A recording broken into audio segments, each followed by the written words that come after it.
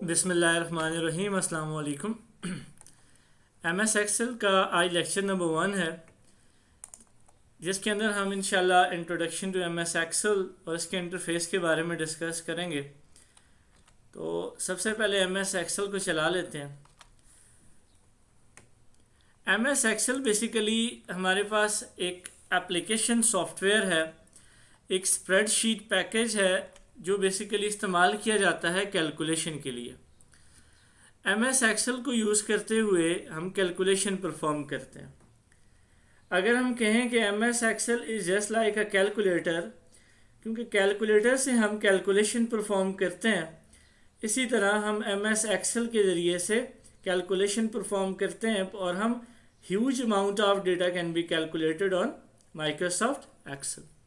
बहुत बड़ी अमाउंट में डेटा एमएस एक्सेल में कैलकुलेट कर सकते हैं और इसके अलावा हम एमएस एक्सेल के अंदर बहुत बड़ी अमाउंट में डेटा स्टोर भी कर सकते हैं। तो सबसे पहले हम देख लेते हैं इसके एनवायरनमेंट के बारे में। सबसे टॉप पे हमारे पास राइट कॉर्नर पे विंडो कंट्रोल बटन है। सेंटर में हमारे पास टाइटल बार है जो हमें डॉक्यूमेंट का नाम शो करता है और साथ में प्रोडक्ट नेम शो करता है।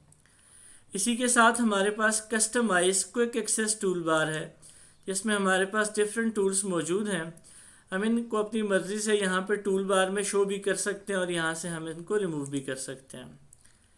इसी के साथ हमारे पास यहाँ पे रिबन है, जैसा कि home, insert, page layout, formula, data, review and view के नाम से। एक रिबन को आगे फर्दर सम हिस्सों में डिवाइड किया गया, जिन्हें हम चंक्स कहते हैं। जैसा कि हमारे पास क्लिप बोर्ड है, फॉन्ट है, अलाइनमेंट, नंबर, स्टाइल और एडिटिंग्स हैं। उसके बाद हमारे पास यहाँ पे सेल एड्रेस बार है, जो हमारे पास नेम बॉक्स मीन जो हमें डॉक्यूमेंट के अंदर जो हमारा एक्टिव सेल होता है स्प्रेडशीट में, उस एक्टिव सेल का एड्रेस बताता है। उसके बाद हमारे पास यहाँ पे फार्मूला बार है। हम कोई भी फार्मूला यहाँ पे डायरेक्टली भी पुट कर सकते हैं या हम किसी सेल के अंदर भी फार्मूला को पुट करेंगे। तो हमने कहा कि बेसिकली जो हमारे पास एमएस एक्सेल है वो एक स्प्रेडशीट पैकेज है। स्प्रेडशीट बिल्कुल टेबल की तरह, हम कहते हैं कि combination of rose and column. Spreadsheet में हमें कॉलम्स भी मिलते हैं और हमें रो भी। एक्सेल की स्प्रेडशीट के अंदर बेसिकली जो कॉलम्स हैं वो रिप्रेजेंट किए जाते हैं अल्फ़ाबेटिक लैडर के साथ। जैसा कि कॉलम ए है, column B, column C, column D, column E, F, G, H, इस तरह से हम कॉलम को रिप्रेजेंट करते हैं। और रोज़ हमारे पास नंबर लेटर के साथ हैं, जैसे कि रो नंबर 1, 2, 3, 4, 5। तो ये हमारे पास स्प्रेडशीट के अंदर कॉलम्स और रोज़ रिप्रेजेंटेड हैं। इसी तरह जिस सेल में हम मौजूद होते हैं, सेल कहते हैं basically intersection point of rows and column. तो सेल बेसिकली हमारे पास column name plus row name है। सेल के नाम को हम सबसे पहले कॉलम नेम देखते हैं और उसके बाद हम रो के नेम को देखते हैं, तो वो हमारे पास सेल का एड्रेस होता है। और यही सेल एड्रेस हमें यहाँ पे नेम बॉक्स के अंदर भी नज़र आ रहा होता है, C5। इसी तरह अगर मैं एक से ज़्यादा सेल की सिलेक्शन बना लेता हूँ, तो इसमें हमारा जो एक्टिव सेल है, एक्टिव सेल हमारे पास C4 है, कि अगर हम कुछ भी लिखेंगे तो बेसिकली वो C4 के अंदर ही लिखा जाएगा। जैसे कि यहाँ पे मैंने लिखा हैज़ दिस कॉलेज, तो ये बेसिकली हमारे पास C4 के अंदर ही लिखा गया। उसके बाद बेसिकली कॉलम, आप कोई भी कॉलम इंसर्ट कर सकते हैं, कोई भी रो इंसर्ट कर सकते हैं। लेट्स सपोज यहाँ पे मैं लिखता हूँ roll number, name, math, Urdu, obtain, total और इस तरह से। और मैं कुछ रोल नंबर पुट कर देता हूँ, लाइक 1, 2, 3। यहाँ पे चले हम यहाँ पे लिख देते हैं भाई 4। और इस तरह से हमने क्या किया कि एक टेबल बनाया जिसमें हमने कुछ डमी एंट्री करी। डमी एंट्री करने के बाद हमें ये रियलाइज़ हुआ कि भाई हमने एक रोल नंबर यहाँ पे लिखा ही नहीं, रोल नंबर 3। तो क्या हम इस रिकॉर्ड को डिलीट करके दोबारा से बनाएंगे? नहीं, हम कोई भी रो किसी भी जगह पे इंसर्ट कर सकते हैं। तो हमें कोई भी रो जिस वक्त इंसर्ट करनी है, तो बेसिकली याद रखिएगा जब भी कोई रो इंसर्ट होगी तो वो टॉप पे इंसर्ट होगी। तो रो इंसर्ट करने के लिए आप इसके हेड पे आ जाएंगे, जैसे कि अभी मैं रो नंबर 6 के ऊपर मौजूद हूँ। तो क्योंकि रो हमेशा टॉप पे इंसर्ट होगी तो मुझे इससे ऊपर रो चाहिए, तो मुझे यहाँ पे रहना है। तो मैं इस पर राइट क्लिक करूँगा। राइट क्लिक करने के बाद मैंने इंसर्ट पे क्लिक कर देना है। जैसे ही हम इंसर्ट पे क्लिक करेंगे तो हम टॉप पे एक रो इंसर्ट कर लेंगे और यहाँ पे अपना रिक्वायर्ड डेटा लिख देंगे। अगर आपको कोई कॉलम इंसर्ट करना है तो आप कॉलम के टॉप पे जाएंगे, राइट क्लिक करेंगे, कॉलम हमेशा इंसर्ट होगा लेफ़्ट साइड पे। आप किसी भी कॉलम पे जाके जब राइट क्लिक करेंगे और इंसर्ट के बटन पे क्लिक करेंगे तो हमारे पास जो कॉलम है वो उस कॉलम की लेफ़्ट साइड पे इंसर्ट होगा। तो मैं इंसर्ट के बटन पे क्लिक करता हूँ तो मेरे पास यहाँ पे एक कॉलम भी इंसर्ट हुआ। इस तरह से आप कोई भी कॉलम इंसर्ट कर सकते हैं। अगर आपको कोई कॉलम या रो डिलीट करनी हो तो आप किसी भी कॉलम पे राइट क्लिक करते हैं। राइट क्लिक करने के बाद आप डिलीट के बटन पे क्लिक कर देते हैं तो आप कॉलम डिलीट कर देते हैं। इसी तरह अगर हमें कोई रो नहीं चाहिए हो तो हम रो पे राइट क्लिक करेंगे और हम डिलीट के बटन पे क्लिक करेंगे तो हम किसी भी रो को भी डिलीट कर सकते हैं। इसी तरह आप कोई भी कॉलम को या रो को रीसाइज भी कर सकते हैं। लेट्स सपोज यहाँ पे मैं कोई टेक्स्ट लिखता हूँ, has this computer college.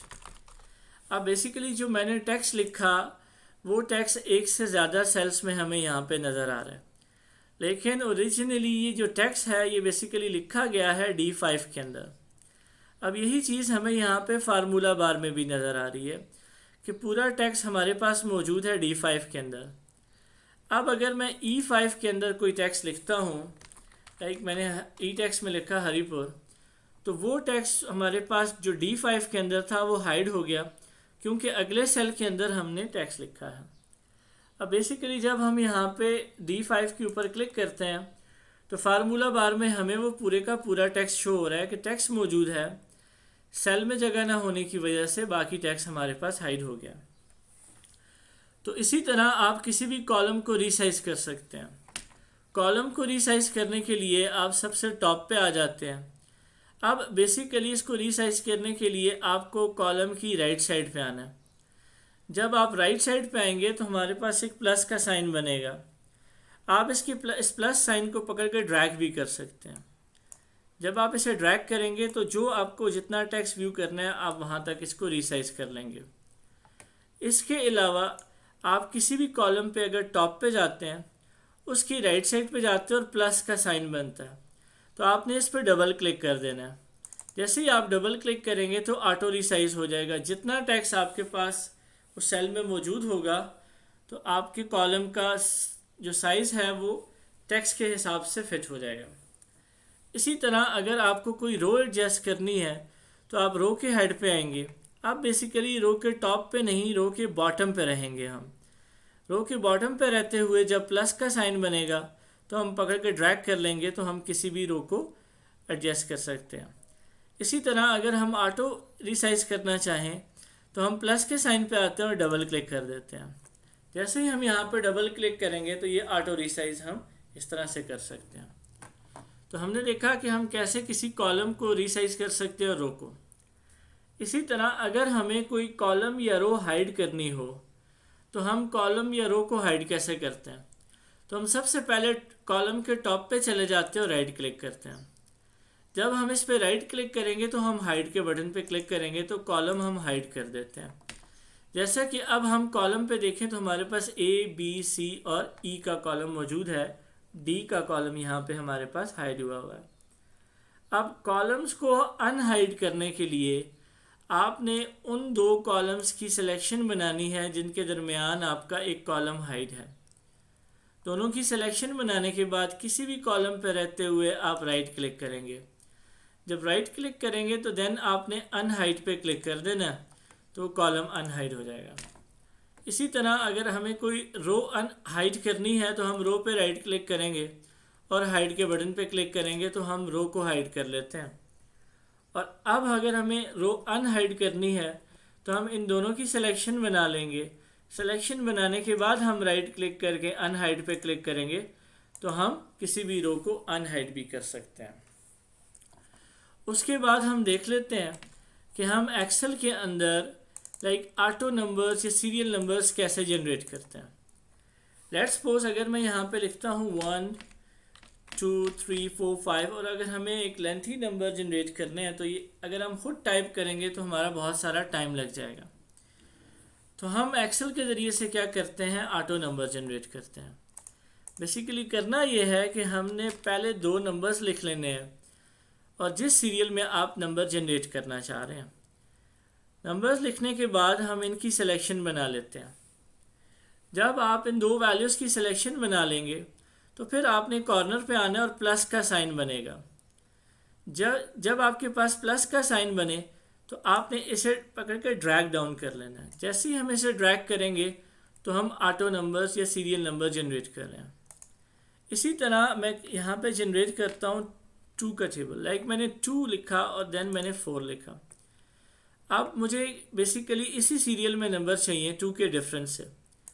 Excel basically करता क्या है कि 2 नंबर के दरमियान का डिफरेंस काउंट करता है, और जब आप ड्रैग करते हैं तो अगला नंबर उसी डिफरेंस से जनरेट होता है। मैं कॉर्नर पे आता हूँ, जैसे ही मेरे पास यहाँ पे प्लस का साइन बनता है तो मैं यहाँ से ड्रैग कर लेता हूँ, तो यहाँ पे हमने 2 के डिफरेंस से नंबर जनरेट कर लिए हैं। इसी तरह अगर हम चाहें तो मैं यहाँ पे 1 लिखता हूँ और सीरियल नंबर जनरेट करना चाह रहा हूँ, तो मैं दूसरा नंबर लिखे बगैर भी इसके सीरियल नंबर जनरेट कर सकता हूँ।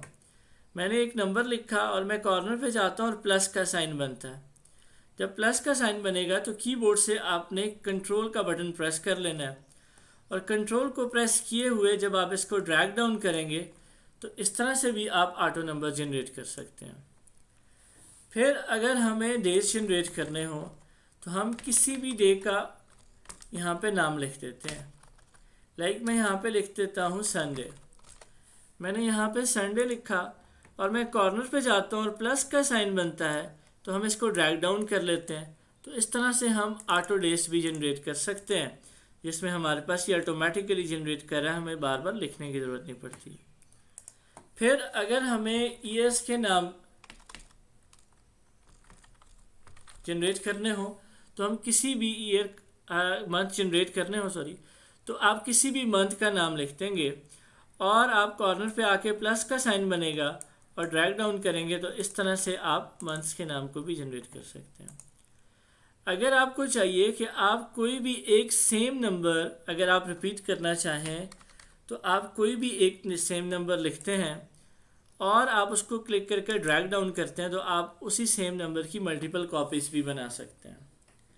तो इसमें हमने देखा कि हम सीरियल नंबर जनरेट कर सकते हैं, वीक के डेज जनरेट करते हैं, ईयर के मंथ्स को भी हम ऑटोमेटिकली जनरेट कर सकते हैं, और अगर कोई सेम नंबर अगर हमें रिपीट करवाना है तो हम उस सेम नंबर को भी हम यहाँ पे रिपीट कर सकते हैं।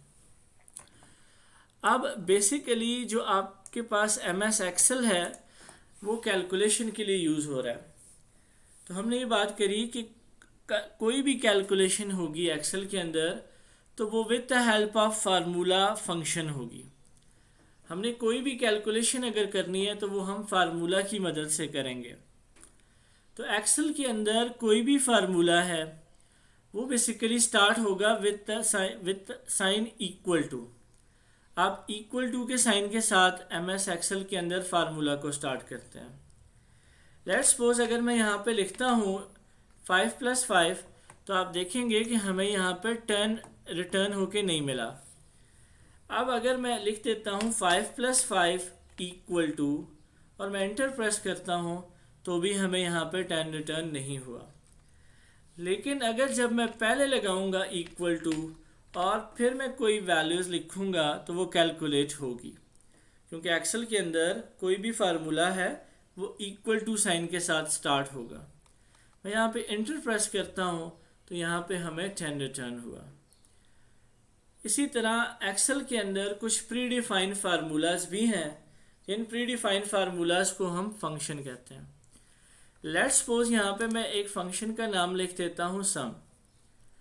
आप किसी अरिथमेटिक ऑपरेटर के ज़रिए से भी वैल्यूज़ को ऐड कर सकते हो और एक प्री डिफाइंड फंक्शन सम की मदद से भी हम वैल्यूज़ को ऐड कर सकते हैं। लेट्स सपोज मैं कुछ वैल्यूज़ लिख देता हूँ, कुछ नंबर्स लिखता हूँ और उन नंबर्स को बेसिकली मैं सम की मदद से ऐड करूँगा। तो कोई भी फंक्शन स्टार्ट होगा इक्वल टू के साइन के साथ तो सबसे पहले हम इक्वल टू लगा देते हैं और हम फंक्शन का नाम लिख देते हैं और देन हम ब्रैकेट ओपन कर लेंगे। ब्रैकेट ओपन करने के बाद हमसे रिक्वायर किया जा रहा है कि आप नंबर्स बताएं जिन नंबर्स को आप सम करना चाह रहे हैं। तो मैं वैल्यूज़ की नंबर्स की रेंज दे देता हूँ कि मैं यहाँ से C13 से E13 के दरमियान हमारे पास जितने नंबर्स भी हैं उन तमाम नंबर्स को सम कर दिया जाए। हम सिंपली यहाँ पे एंटर प्रेस करेंगे तो यहाँ पे हमारे पास सम होके वैल्यू हमें मिल जाएगी। इसी तरह जो फंक्शन जो फार्मूला आपने किसी भी सेल में लगाया है उस फंक्शन को आप फार्मूला बार में यहाँ पे देख भी सकते हैं कि ये जो हमारे पास वैल्यू 19 है ये 19 हमारे पास किस तरह से रिटर्न हुआ, तो हमें यहाँ से फार्मूला बार में हमें यहाँ पे ये डिस्प्ले होगा। तो इसी तरह हम आगे चलेंगे तो हमने डिफरेंट फंक्शंस को डिस्कस करना है क्लास के अंदर, तो नेक्स्ट लेक्चर के अंदर हम इसके बाद इसको कैरी करेंगे जी।